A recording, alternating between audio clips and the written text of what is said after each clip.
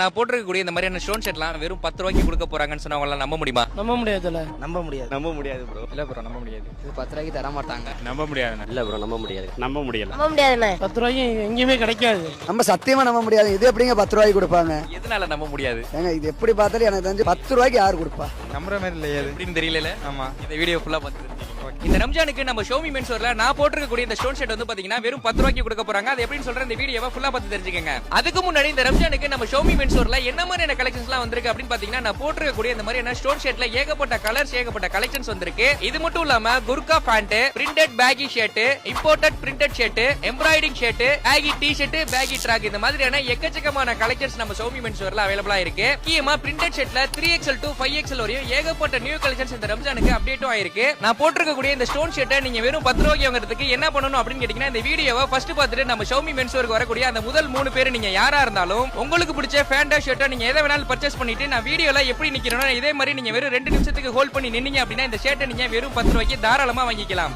நம்ம ஷோமி மென்ஸ்வரோட கரெக்டான current location நம்ம தஞ்சாவூர்ல எங்க இருக்கு அப்படின்னு பாத்தீங்கன்னா பழைய சாதிகாமல தியேட்டருக்கு நேர்பையில தான் லொகேட் இருக்கு. சோ இந்த இன்ஃபர்மேஷன் உங்க ஃப்ரெண்ட்ஸ் ஆர் ஃபேமிலி சர்க்கிள்ல யாருக்கெல்லாம் யூஸ்ஃபுல்லா இருக்குன்னு நினைக்கிறீங்களோ உங்களுக்கு அந்த வீடியோவை தாராளமா ஷேர் பண்ணி விடுங்க.